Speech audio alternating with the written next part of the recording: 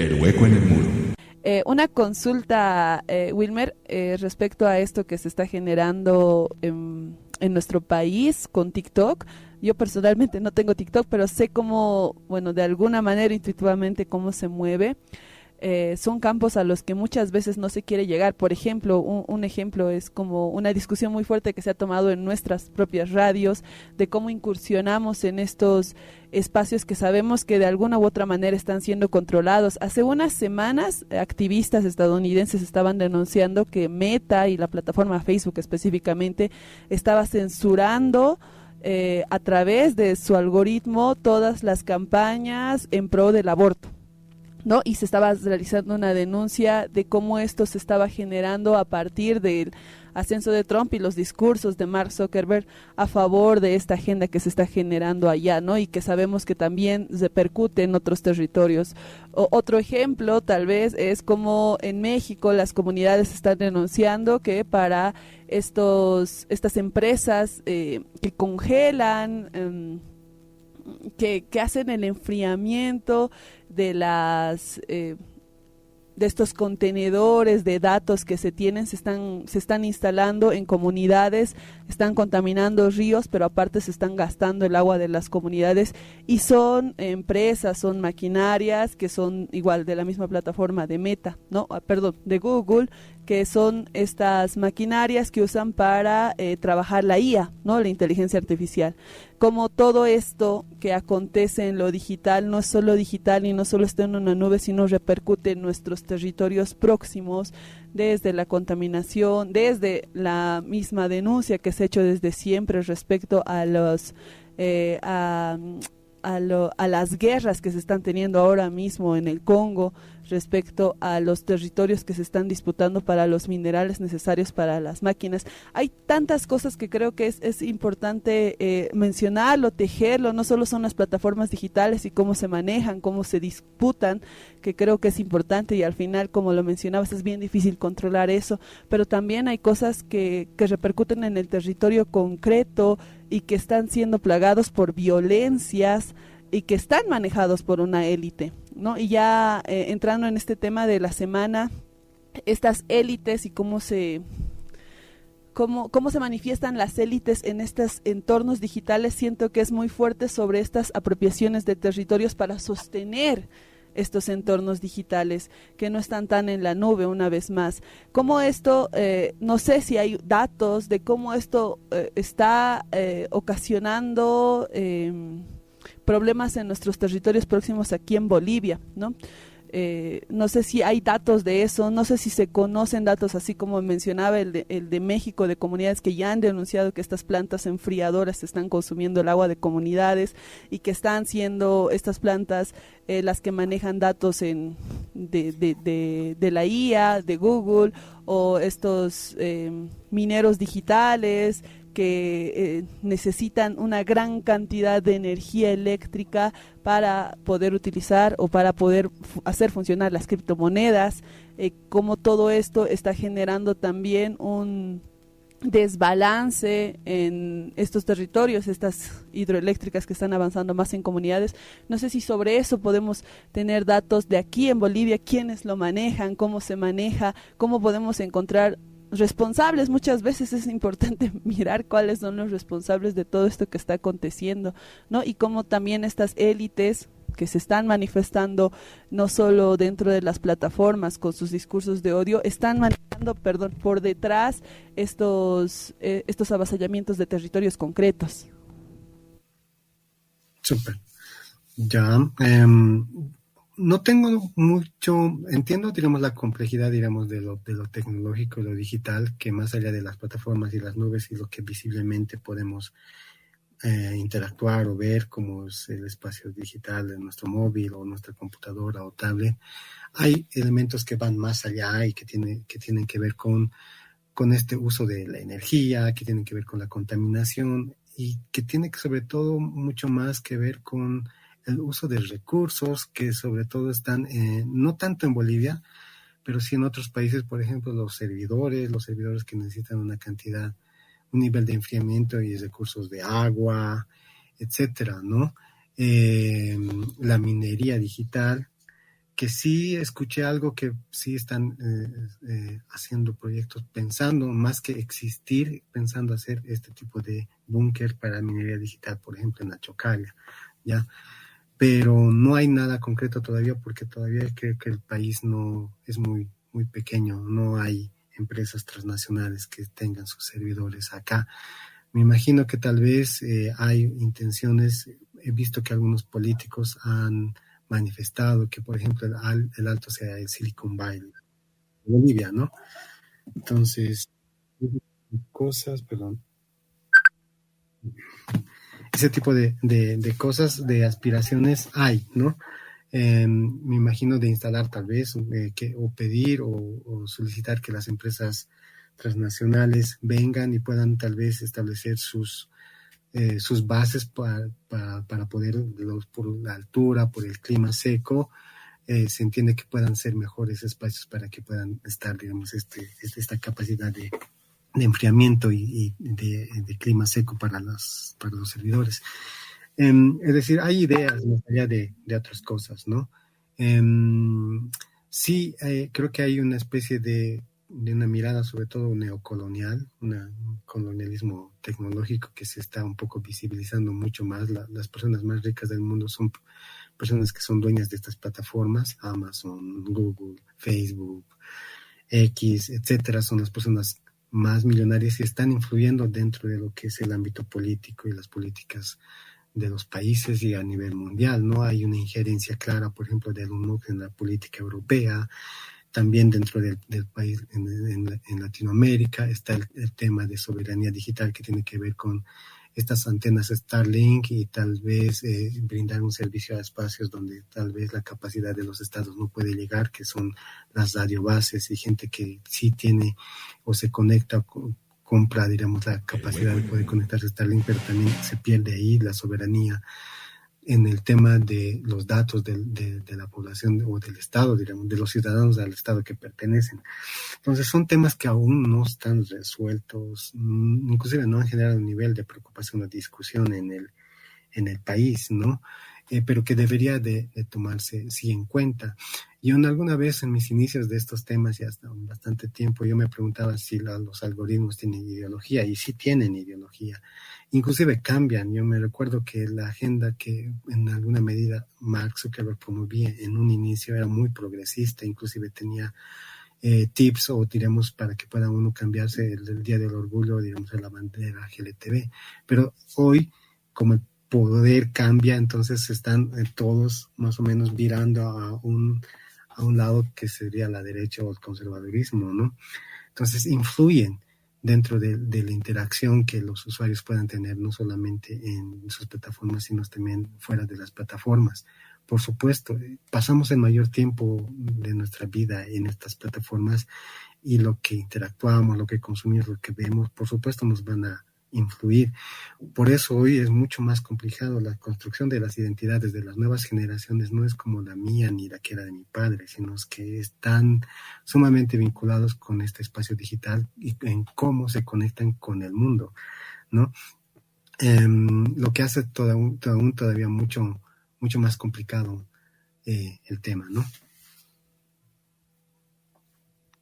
Así es, Wilmer. Yo al respecto tenía como dos preguntas igual. Una que tiene que ver principalmente si vemos todas estas limitaciones, si vemos que son grandes limitaciones, ¿cuáles son las alternativas que tenemos ahora, ¿no? Muchos mencionan acerca de crear estas plataformas pues de manera administradas desde los estados, ¿no? Que establezcan reglas claras, que se migre todo hacia ahí.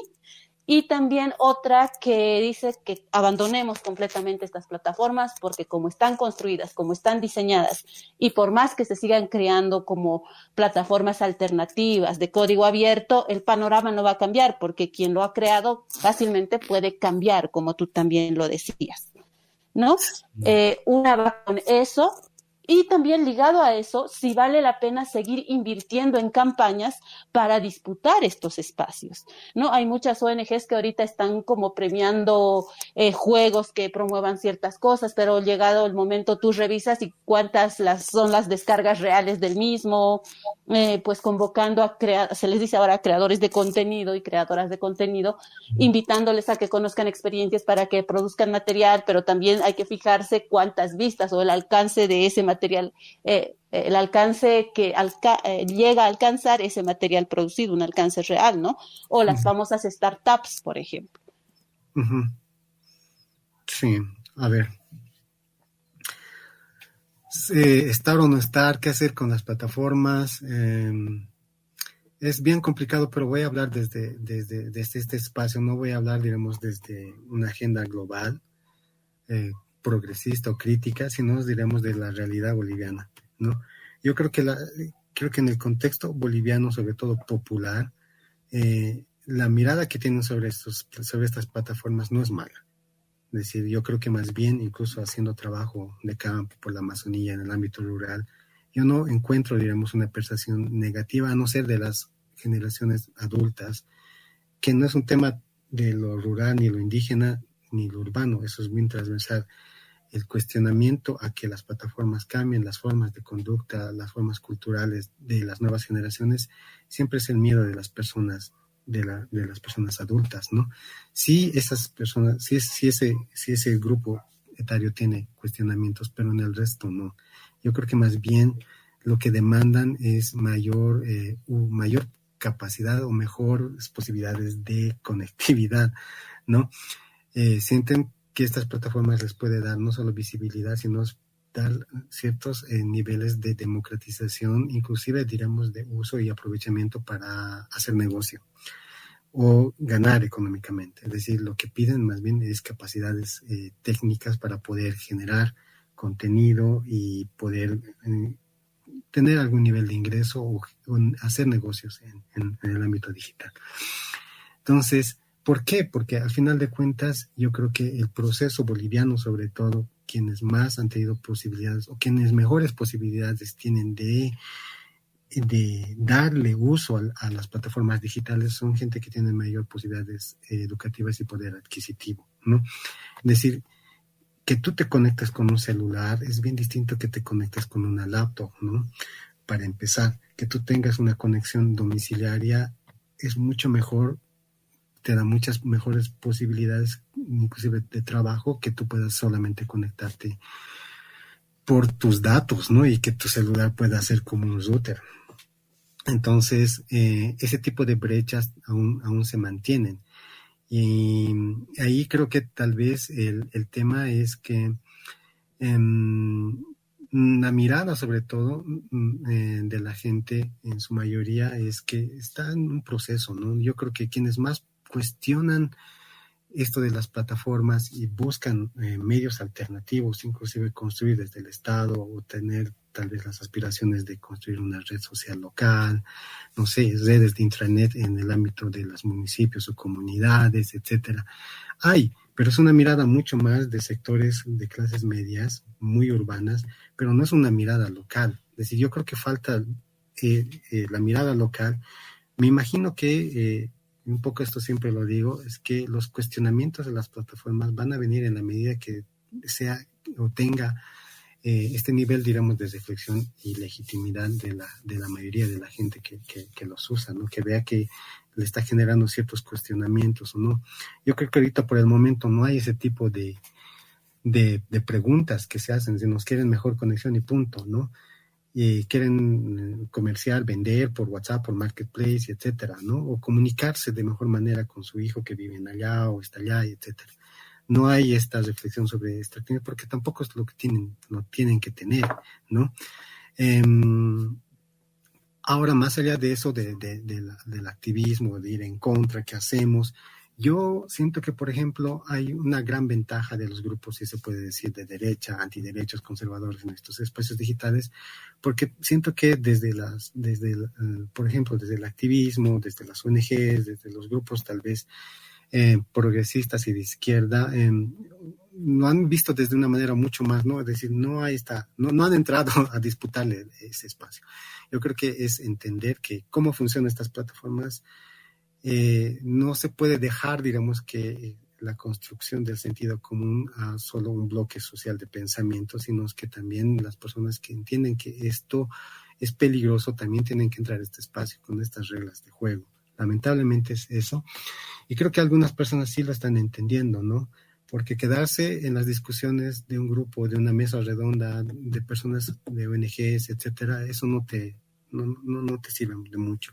Entender cómo el algoritmo genera atención, viralidad, qué cosas puedes decir, qué cosas que tal vez identificar, qué la gente entiende, qué agenda puede generarle un nivel de agrupación o generar un nivel de interés o preocupación sobre todo, es importante, ¿no? Ahora mucho más que en el país estamos entrando en una situación de crisis económica y creo que la gente quiere respuestas en temas, por ejemplo, del abastecimiento de combustible, cómo eso va a implicar, el tema del dólar. Es decir, hay una preocupación y hay una necesidad de información y sería importante no desde la gente que quiere privatizar todo, porque si tú vas entre la que hay que privatizar IPPB, he escuchado a esta gente a decir que hay que privatizar los bosques, hay que privatizar todo. Entonces, eso se está generando como un sentido común. Y si no hay otra gente que piense diferente, que vaya y dispute estas narrativas a esos espacios, entonces no va a pasar nada, ¿no? Entonces son los otros que de manera sin resistencia están tomando un poder que se va a ir sintiendo mucho más en cada momento. No sé, no me recuerdo la otra pregunta muy bien, si me puedes repetir la segunda. Que iba vinculada a eso que tú dices también, ¿no? O sea, si bien como lo describías al principio, el algoritmo determina qué tipo de contenido vas a consumir, ¿no? Nos hacen creer que nosotros escogemos, pero no es real, ya nos determinan lo que nosotros y nosotras vamos a ver. Entonces, teniendo eso en contra, digamos, y todo lo que ya tú mencionabas, si vale la pena seguir invirtiendo o seguir disputando este espacio desde las startups, desde la creación de contenido alternativo, porque cuando tú revisas, los alcances reales pues son minúsculos en comparación del otro tipo de material, por lo que tú también expresabas, ¿no? Lo que la gente prefiere ver. Sí. Entonces, ahí. Yo creo que el contenido alternativo o el contenido tal vez si se puede decir bueno, es muy correcto. Yo creo que tiene que entender que para llegar a la gente, en alguna medida tiene que ser un contenido en la medida que la plataforma exige para que tú puedas tener viralidad o visibilidad. Yo sobre todo, digamos, cuando tú mencionas que hacemos, seguir apostando, la mayoría del contenido que veo es muy plano.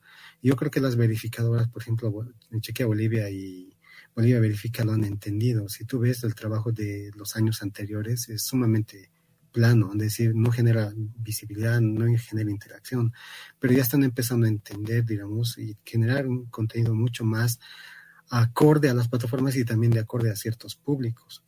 Y es complicado, ¿no? Porque cada plataforma tiene su forma de generar contenido, tiene su público diferente, entonces se ha complejizado mucho más las cosas. Los medios de comunicación hacen un contenido y eso les difunden en todas sus plataformas y eso no funciona. Creo que el deber sí es que es un contenido específico para cada plataforma y eso es mucho trabajo, ¿no? Es decir, no solamente en las cuestiones técnicas, sino tal vez en el tiempo, en cómo llama la atención, en el tipo de Instagram que se visualiza más la imagen, tal vez en Facebook, en YouTube, son diferentes formatos y entonces querer generar incidencia en cada una de estas plataformas y tener contenido es mucho trabajo. Entonces, ahora, si es la cuestión de TikTok, por supuesto hay que generar un contenido mucho más adecuado a cómo se genera interacción en la plataforma, que generar sobre todo un contenido mucho más, es decir, no, la gente no va a ir tanto a consumir algo que tal vez no le llame o no le genere interés, ¿no?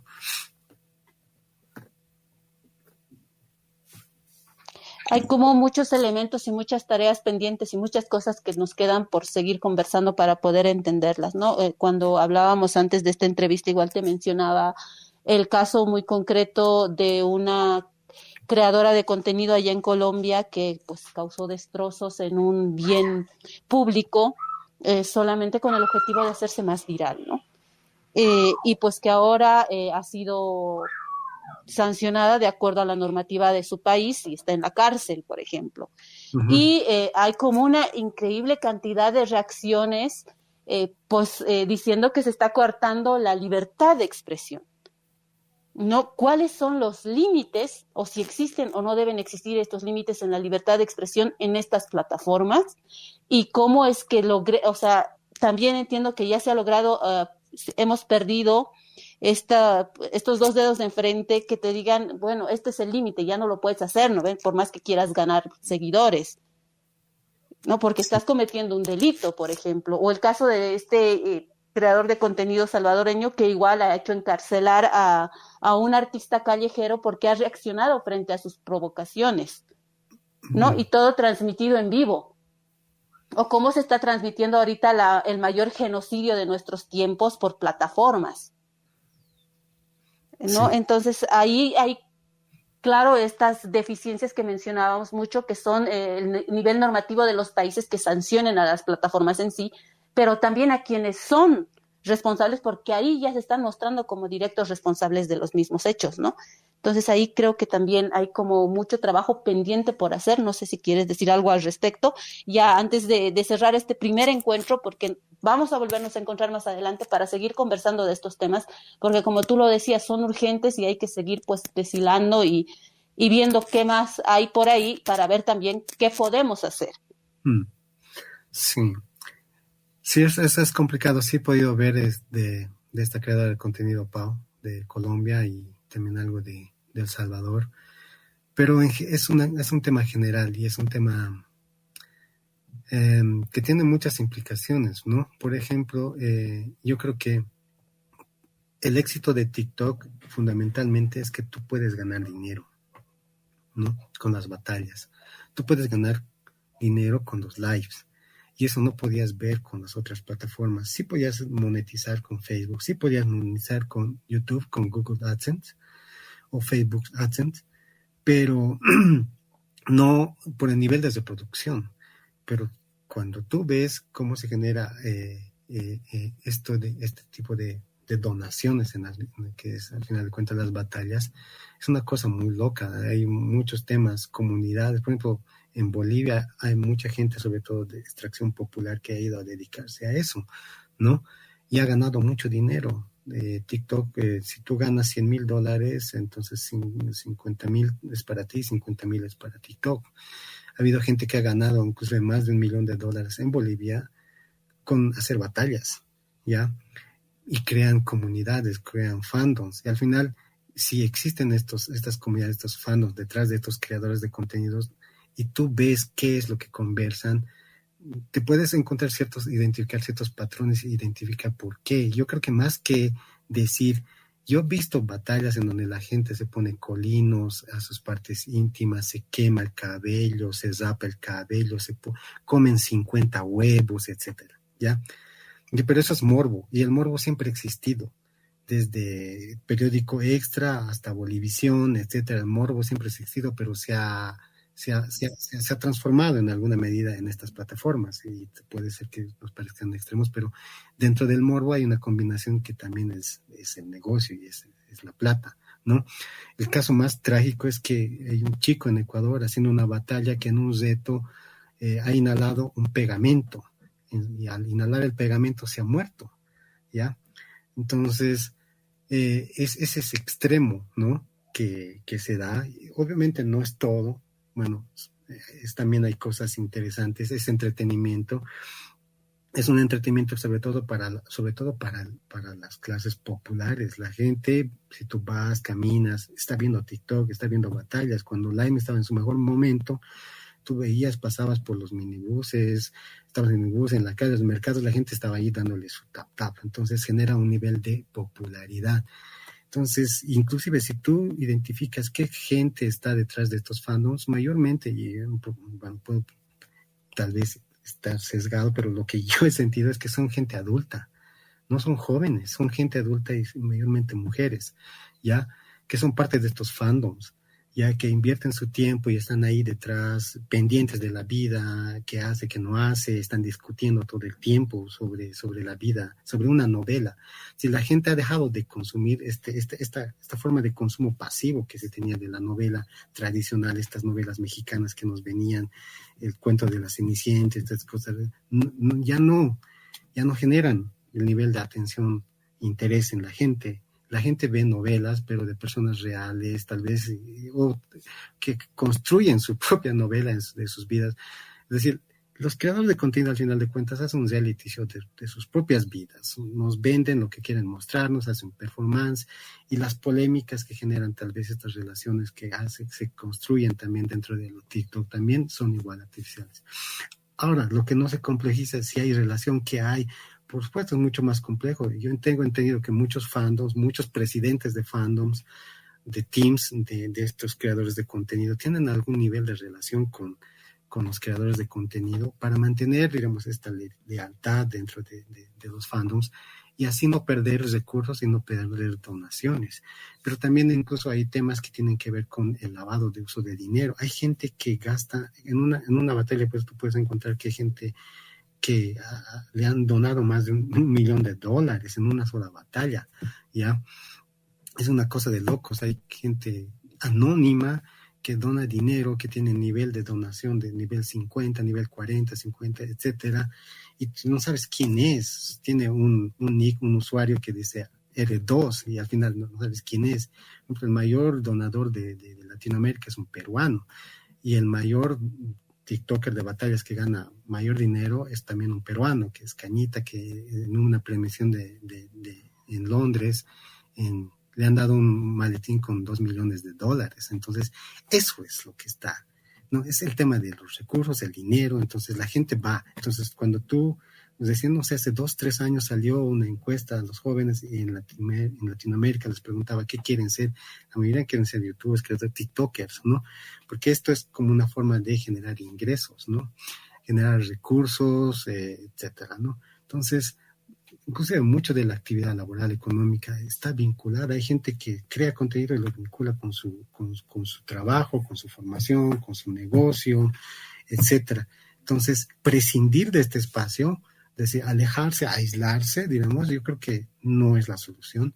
Es entenderlo, el por qué. Ya, por qué nuestra sociedad idolatra, por qué nuestra sociedad está detrás de esta gente. Entender por qué. Entonces, yo creo que eso es el primer paso para poder generar respuestas.